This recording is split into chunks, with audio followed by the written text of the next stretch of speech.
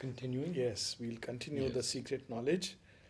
And as we were just mentioning, Mm. again and again he contrasts this inner wisdom, which later on elsewhere he says, comes not by struggle or by thought. It comes when the heart is quiet. In the hushed heart hears the unuttered word. It acts when the mind is silent. In the mind, silence the transcendent acts. It can suddenly appear to us when prayer uplifts itself on the wings of aspiration and sincerity and reaches that abode. A prayer, a master act, a king idea. Otherwise, all is screened, subliminal.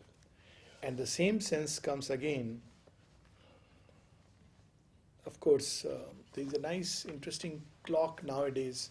I think for quite a few years, that used to be shown on BBC. It's also on YouTube now. The evolutionary clock. And if we take from the point the Earth came into existence till today as 24 hours, then till almost 11 p.m., that means 23 hours have gone by, you see that, or rather it takes for 1 year, that's the span. So till September, the Earth was just cooling down. And then there is, the dinosaurs which come. And finally, man is born at midnight of 31st December. Just I think 7 or 8 minutes are left. So if you take 1 year from that point till now, but we think we are great because we are at the peak of evolution now. But that peak is nothing compared to the peaks that are beyond. And that is the sense here.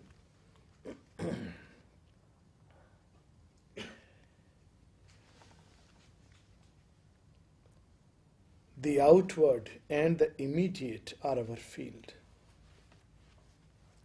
The dead past is our background and support.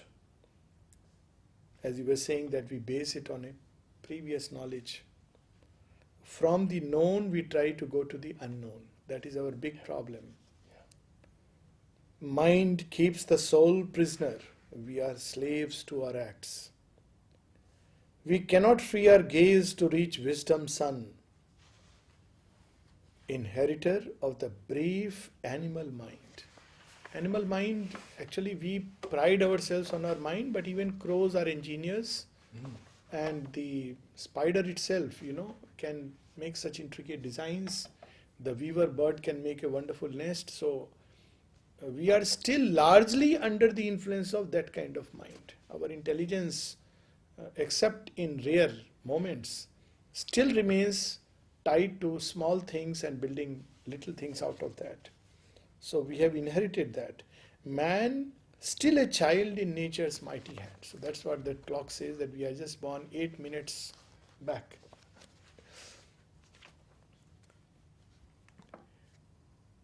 In the succession of the moments lives. To a changing present is his narrow right. Even the present slips before we can catch it. So it's a changing present. And still, that's all that we have a right to. His memory stares back at a phantom past. The future flees before him as he moves. He sees imagined garments, not a face. Armed with a limited, precarious strength, he saves his fruits of work from adverse chance. And in this he is not wiser than the ant. So he somehow that, he keeps piling up a future, not knowing what future has in store for him, not knowing what may happen the next moment. There is a very interesting story about a man here. He was drawn to make money out of shares. So mother has spoken that, it's a dicey thing, it's something which creates holes, etc. Anyways, he went into that. And then it grew on him. Money starts possessing, and he had started with a small amount and he thought initially, okay, I will offer it to mother. But as it grew, he became more and more greedy. A time came when he lost his head. That's how I came to know this whole story. So, he didn't know that he has already certain amount of money in the shares. When he was in nursing home, he was one day given idli, and he said, I cannot afford it because I think it will cost at least 10 rupees. Whereas nursing home, it's obviously free. But he died in the consciousness of a pauper. Guess how much money he had in his holdings? 1 crore 25 lakhs. All that, one day, one day, one day, one day. And how nature can teach us. So here it is. That's why they say that while you still have things, energy, put it at the service of the Lord. Don't wait for a post-retirement plan that one day I will do this. So here it is. He, armed with a limited precarious strength, he saves his fruits of work from adverse chance. A struggling ignorance is his wisdom's mate. So he uses all projections, studies the market, studies the things and everything, and this is how it is going to be. He plans everything, and when the planning is perfect, one little slip and everything is gone. That's it. So it's a struggling ignorance. He waits to see the consequence of his acts. He waits to weigh the certitude of his thoughts. So many people keep on, this reads good, let me see, is it worth pursuing or not? After 20 years, they are still weighing it. Sri Aurobindo sounds nice, but should I walk, not walk? After another 20 years, still they are weighing. And you remain on the shore. That's why Mother says, take a leap of faith. Plunge yourself. What may happen? You may hit a stone, fair enough. Try doing something worthwhile. That is so much needed in the yoga, this capacity to take a plunge. But man waits to weigh the certitude of his thoughts. Should I, shouldn't I, to be or not to be? He knows not what he shall achieve or when.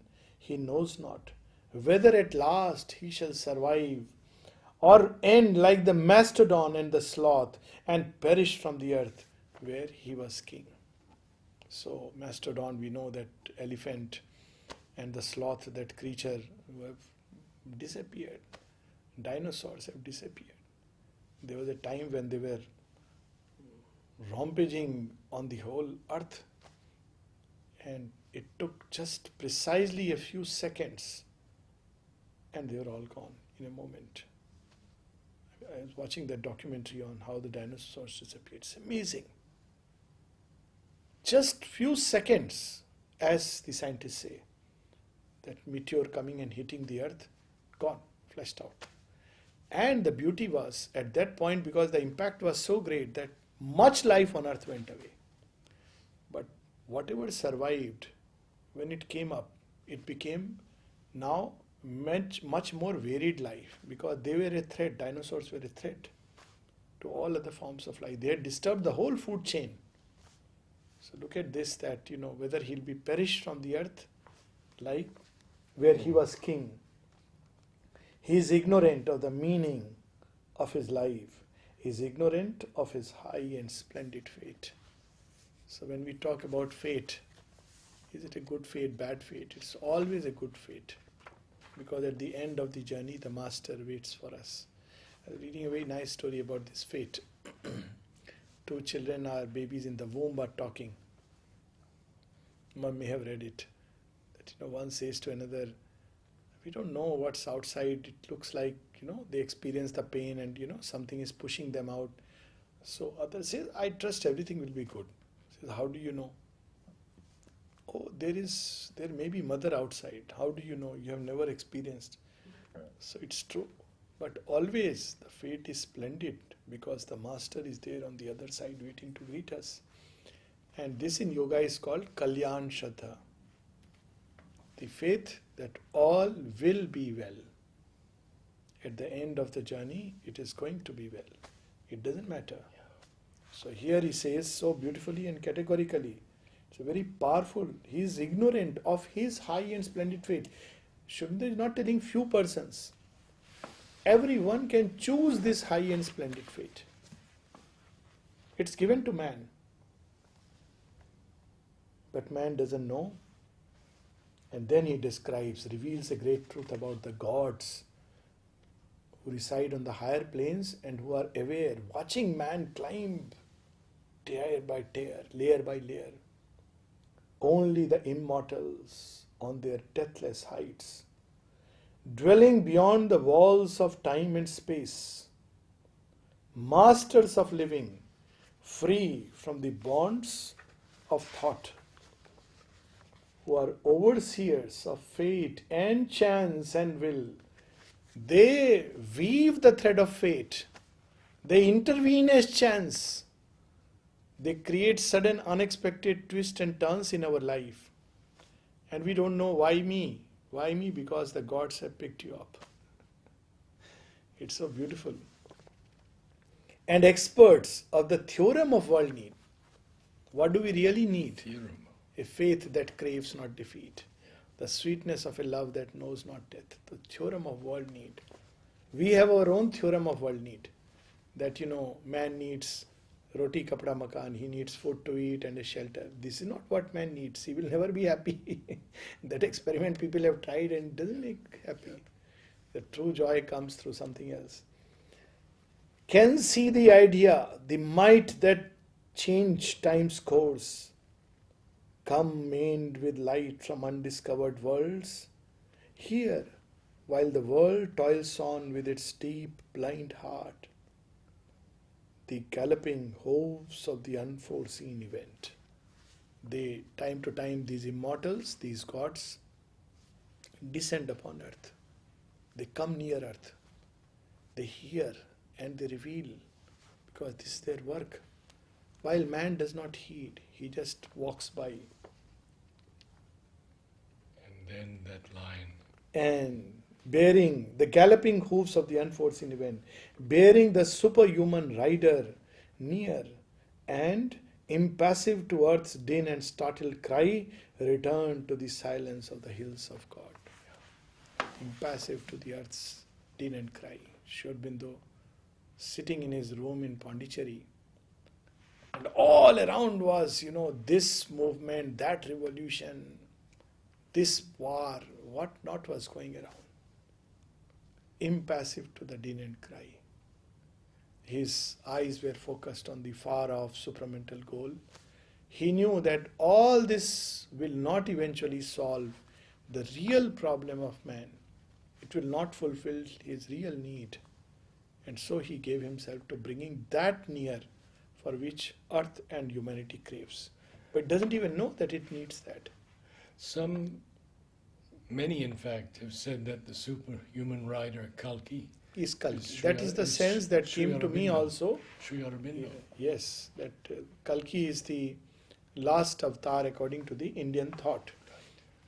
And he is imaged as riding on a blue horse, carrying a sword in his hand, and destroying what is termed as mlechas. Mlechas is basically beings of darkness. It's not a racial term which later on, many interpreted, which was a misinterpretation.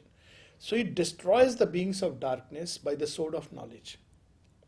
Sri Aurobindo did that. The sword of knowledge is the Arya. And of course, the blue horse, his own light, his own tapasya, his own power. Through tapasya, he brings that sword of knowledge which destroys darkness. So he is, of course, Kalki. And when Sri Aurobindo was asked, he said, well, the details of the horse, etc., are symbolic and incidental. And the mother has put a final seal upon it when she said, I always knew that Sri Aurobindo is the last avatar. Yes. And then she says, the last avatar in a human body. So the Kalki brings down the heaven upon earth. The work that Sri Krishna and Christ attempted in their own way. So he brings down that final kingdom, establishes that kingdom upon earth, which is the goal of religions, which is also the secret aspiration of the secular movements, which also science wants, terrestrial perfection. Yes. So that there's the work of the Kalki. So superhuman rider, quite true that, it's about the avatar and the gods who accompany him. And the last avatar. And the last avatar. Beyond the that Kalki. will be Yes. Satchidananda. Yes. As lightning leaps. Again, a poem of Sri Aurobindo. A strong son of lightning came down, armed with the flame. Wonderful it is. As lightning leaps, as thunder sweeps, they pass and leave their mark on the trampled breast of life. This mark is never erased. Thousands of years pass by, skeptics, sands of time will cover the physical places, and people will doubt whether something like that existed or not. But those who are inwardly open can still hear Christ's summon and the flute of Krishna. Sri Aurobindo has just begun. So it leaves the stamp. That stamp earth cannot erase. It's the signature of the Lord.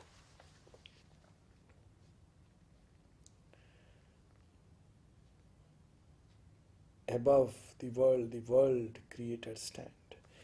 This we'll read subsequently, because at another place, even more powerfully in the secret knowledge, few pages down, he speaks about these world creators and how they act. And when we read it, it's almost like it jolts us. Because normally, we think, especially in India, you have so many gods. So you always believe if this god cannot satisfy, some other god will do your needful. So we make a beeline before all the gods. 1,000 rupees darshan of the Lord, who will give you money. Another 500 rupees who will give you a nice wife or husband.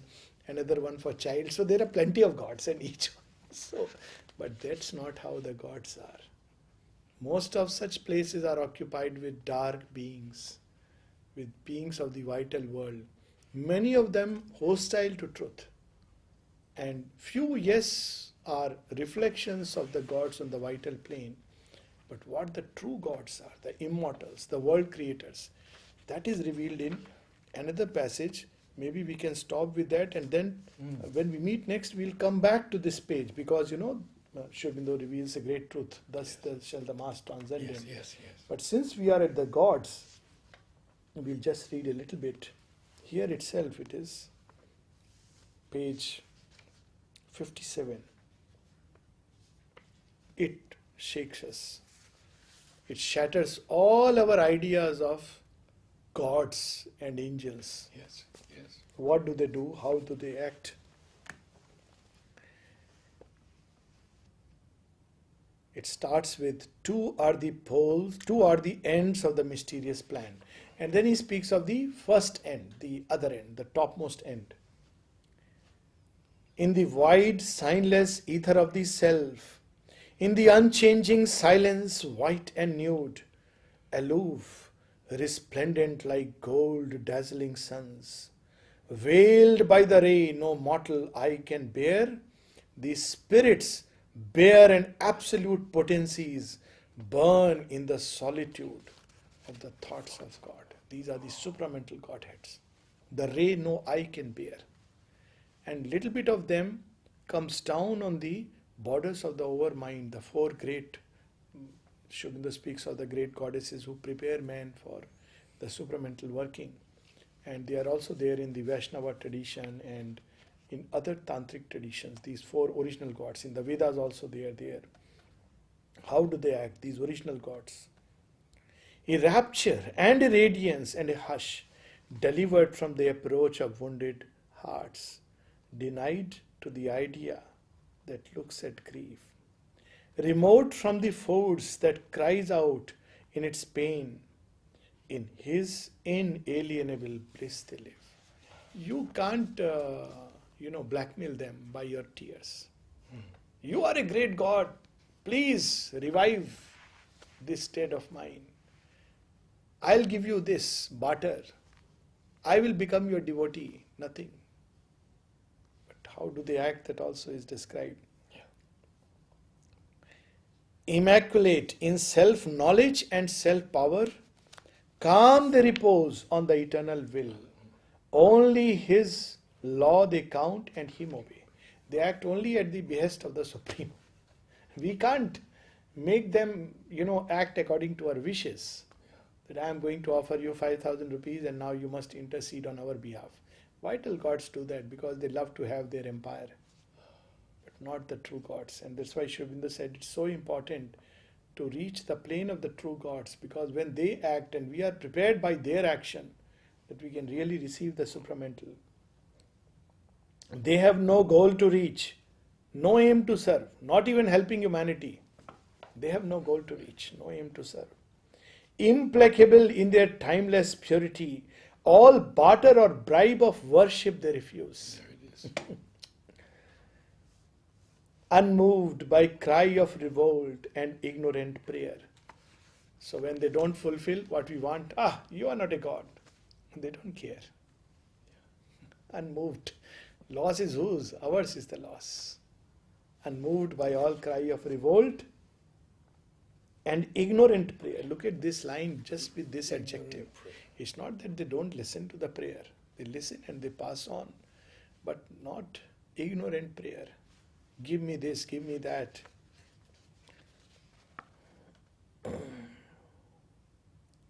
They reckon not our virtue and our sin. They don't even act based on this. So he's a saintly person. Let's do good to him. He's a sinner, I condemn him. No. They have their station in that inviolable source of light and might. They bend not to the voices that implore. They hold no traffic with error and its reign. They are guardians of the silence of the truth. They are keepers of the immutable decree. A deep surrender is their source of might, a still identity, their way to know. So that's how they are completely immersed in the Supreme. And as they get the command, they act. And look at these last two lines on this page. They look on our struggle with impartial eyes. And yet, without them, cosmos could not be. And a deep surrender Yes. is to their the Supreme. source Yes. of might. That's it. They are connected to the Supreme all the time. And surrender is the key. Key. That, of course. Of It this is the yoga. key of this yoga. It's impossible to take a step in this yoga without surrender.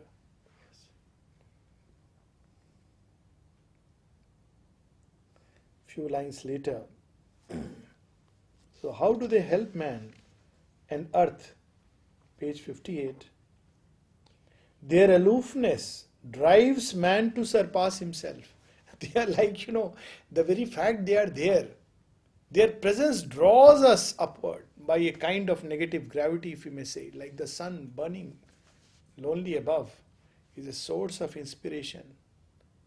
Man looks up to the sun even when our eyes cannot gaze at it. Yes. So just their presence, their aloofness. Look at Sri Aurobindo.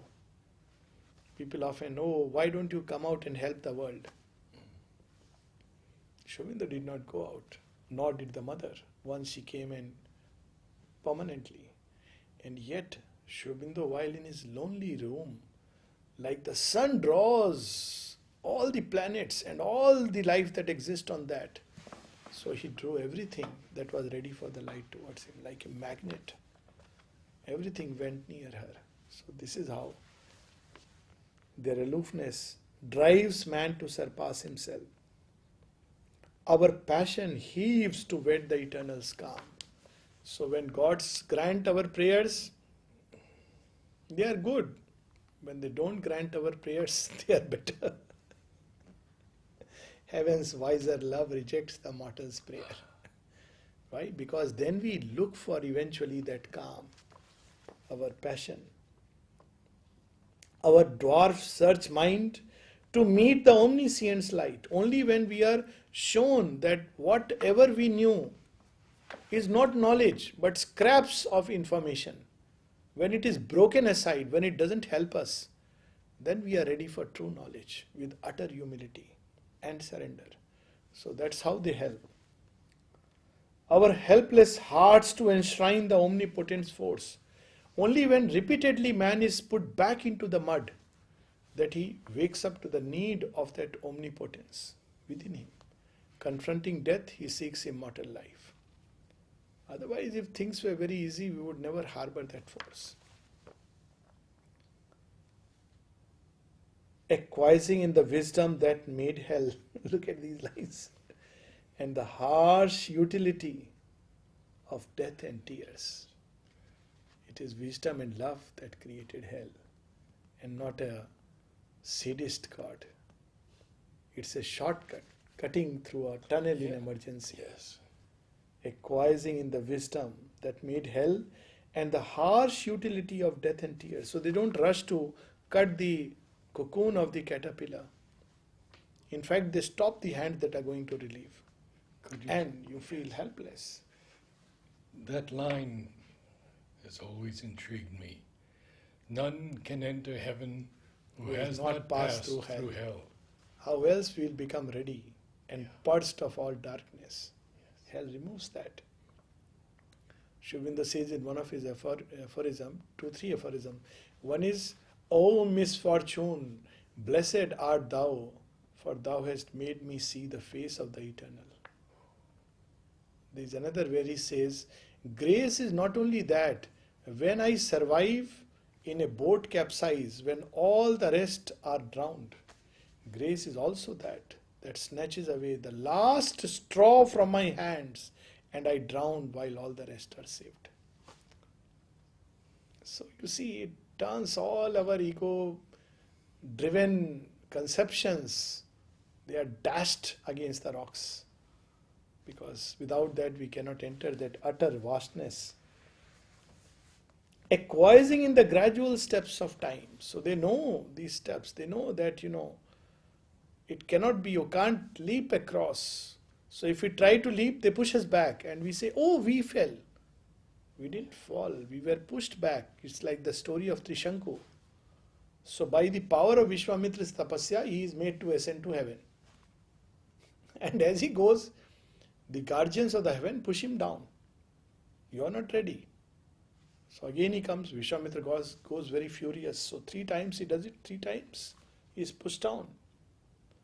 So eventually he creates a parallel heaven for him, which is a different thing altogether. Sri Aurobindo refers to this parallel heavens which are created by man's own mind, such states of consciousness, which is fine, that is available to man.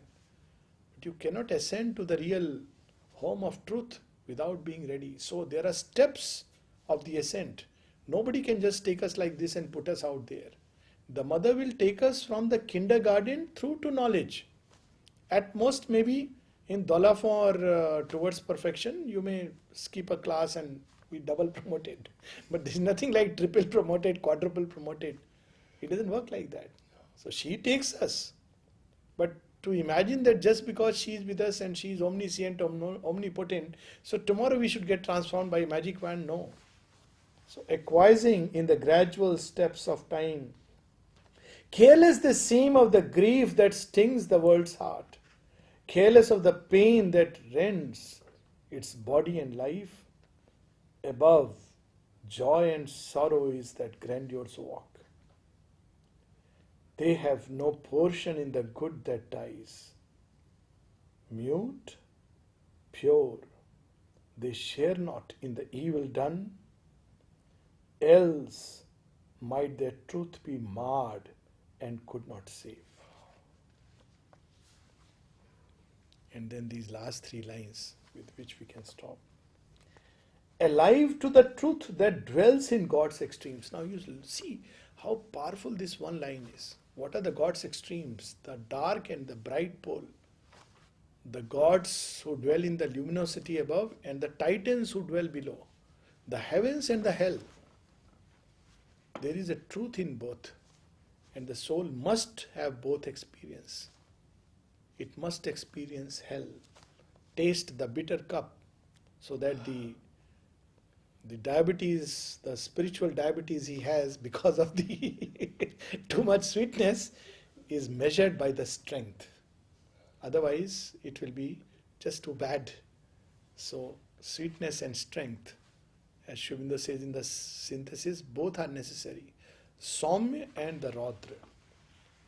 So those domains develop the sweetness and these develop strength. The titans come to challenge us. So alive to the truth that dwells in God's extreme. These are also teachers. They are sent to make us grow in strength. And they are also teachers. They are meant to make us grow in sweetness. They are not opponents. The slow outcome, alive to the truth that dwells in God's extremes, awake to a motion of all-seeing force. Everything it knows, everything it sees, our most random steps, our falls, our rise, everything it sees. All-seeing force. The slow outcome of the long, ambiguous years. For years and decades we know not whether we are in or we are out.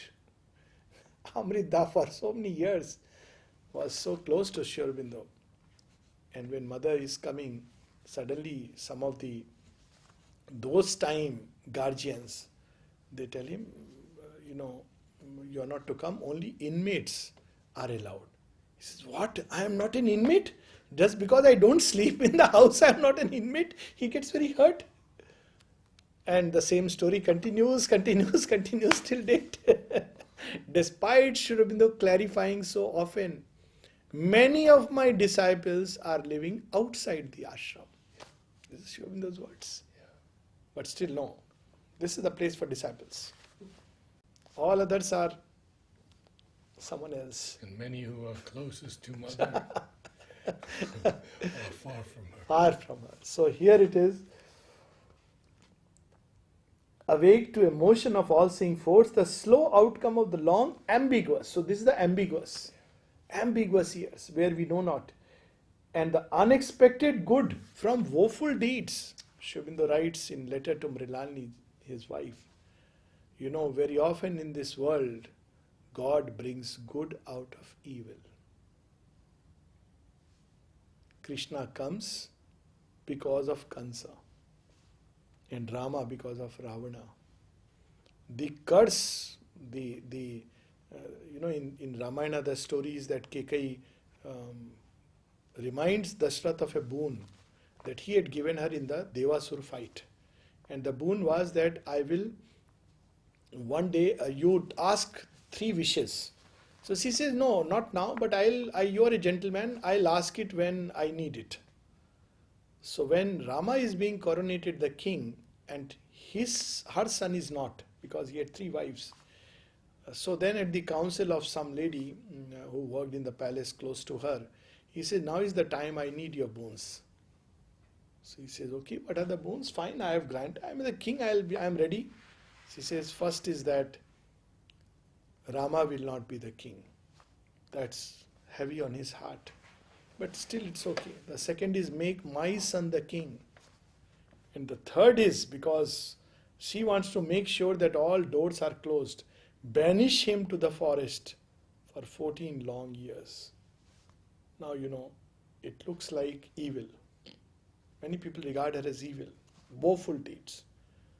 But because Rama was banished, Ravana was decimated. He wouldn't have dared to come to Ayodhya and pick up Janki. And a whole lot of asuras in Dandakaranya got eliminated because that woeful deed, one woeful deed by a woman, led to such wonderful events that were to follow. So, this good that comes from woeful deeds. And this last line, and the unexpected good from woeful deeds, the immortal sees not as we vainly see. He looks on hidden aspects and screen powers. He knows the law and natural line of things, undriven by a brief life's will to act, unharassed by the spur of pity and fear. He makes no haste to untie the cosmic knot, or the world's stone jarring heart to reconcile. In time he waits for the eternal's hour. We'll close with a small story, real story. when all this was going on, the problem between Auroville, ashram, society, all this was happening. So some well-meaning persons wanted to make a effort to bring them together and make them sit and talk and, so that there would be harmony. So they went and asked Nalnida, should we do it? He said, no, don't try this way. It will come spontaneously when man grows into the Gnostic consciousness. As he grows in consciousness, it will come spontaneously.